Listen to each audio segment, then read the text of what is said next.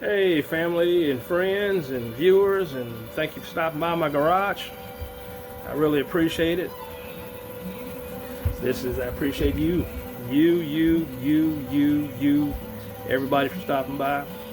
I'm out here in the shop fooling around doing a little welding on my 69 GTO Ram air car and putting one together. This is a field car, putting it together, man. A lot of old cars, but you gotta have the heart, you gotta have the skills to do it.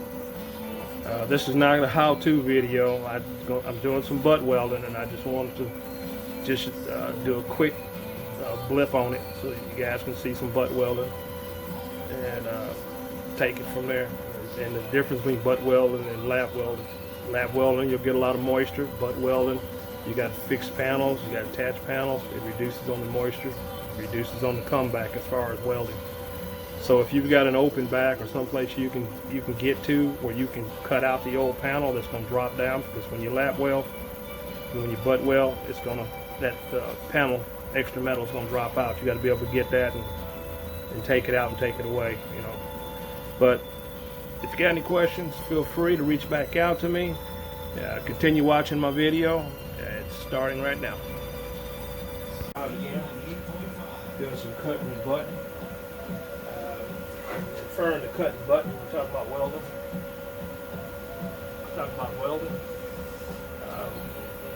Trying to get two pieces joined together.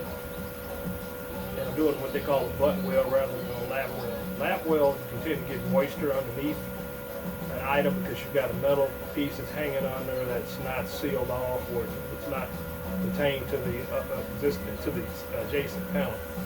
So by cutting and butting, you just put two pieces together like this rather than an underlap. And that gives you a much tighter weld, a much tighter seal. Excuse me.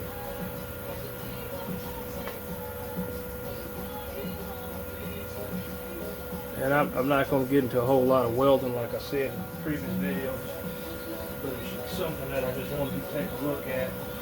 And I've got a guy that I follow.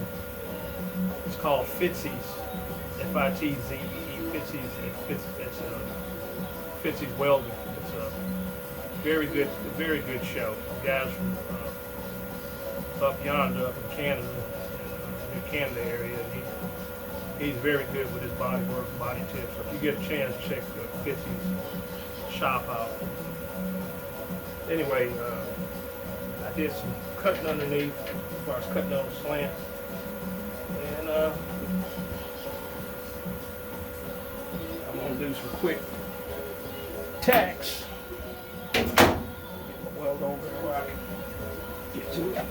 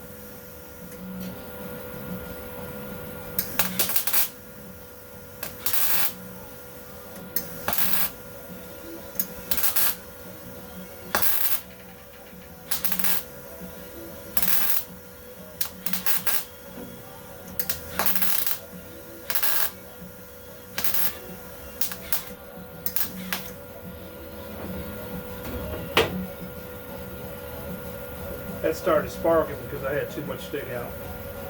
On that last one, I lifted up on it. What I'm using is the Eastwood, and I'm not doing a campaign for Eastwood, but the Eastwood Welder. Kind of get a look at it right there. It's part of the Eastwood Elite Series,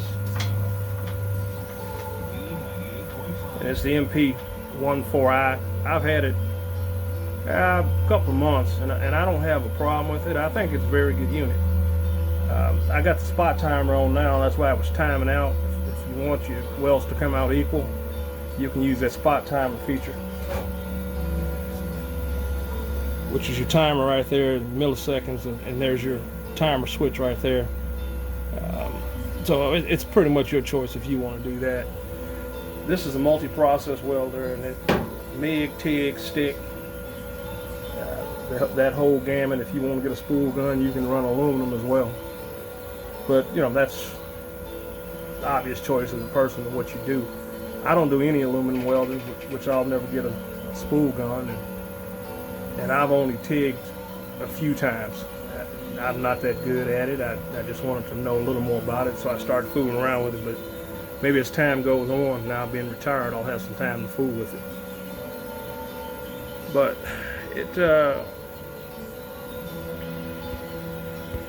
switch this around here. It's like I said, it's Adams over at Adams Garage. I was out here fooling around in the shop.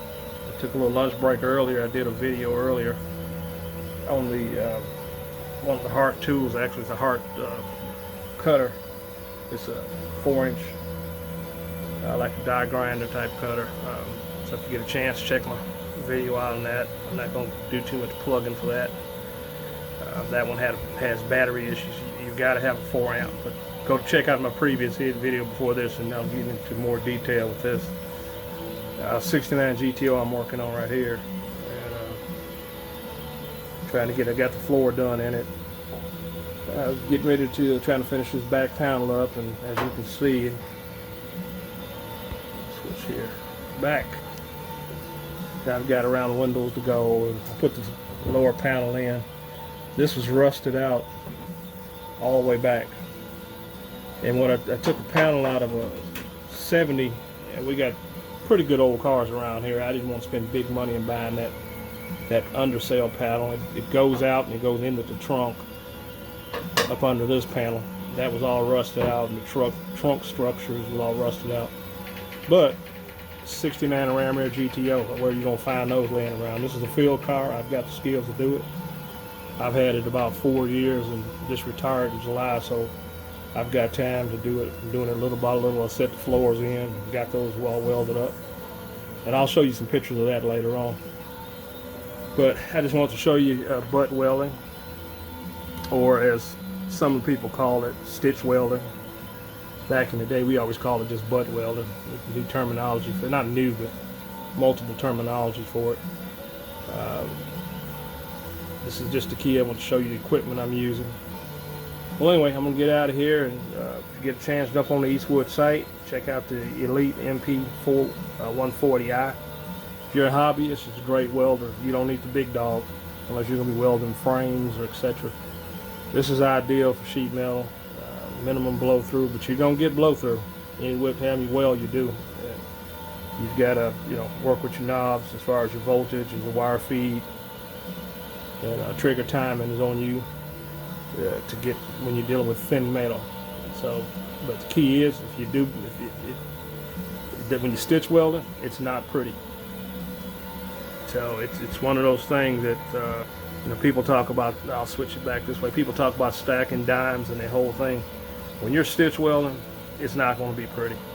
The prettiness comes from the finesse when you grind these welds down, then you hit it with a flap weld and you finish it up like that. That's where your pretty comes from. So if you've got a bunch of welds that you say, well, this just looks like a lump of coal on a log. I mean, yeah, just make sure you got penetration, you got your heat up enough penetration, and that's get into some of the welding videos. I'm not going to do a lot of welding videos, but Fitzy's Fabrication, jump on his website if you into the old cars and restoring, and he's probably about one of the most thorough people that I've ever ran across in all the time I've done this as far as body work. So, and he teaches the basics. I like the hardcore roughing in. That's me. Fitzy's is a rough-hitting guy. Now he finishes his stuff also, and I'll finish mine. But Fitzy will teach you the basics from real world. It's great when you go to school and you get everything, but until you get out there and lay your hands on some metal, different world. Anyway, thank you guys for stopping by Adams Garage. Hit my like, subscribe button down at the bottom. And if you got any comments, throw some comments. Please do the subscribe and like. That helps with the algorithm, and that tells YouTube I'm doing something. I'm contributing to the community. Once again, this is Darwin Adams over at Adams Garage. Give me a shout when you get it if you have any questions, and you have a wonderful day. Hey, this is Adams at Adams Garage. Burning in this back panel that I was speaking to you guys about. I've got it all butt welded, and I've got the metal dropped out the back.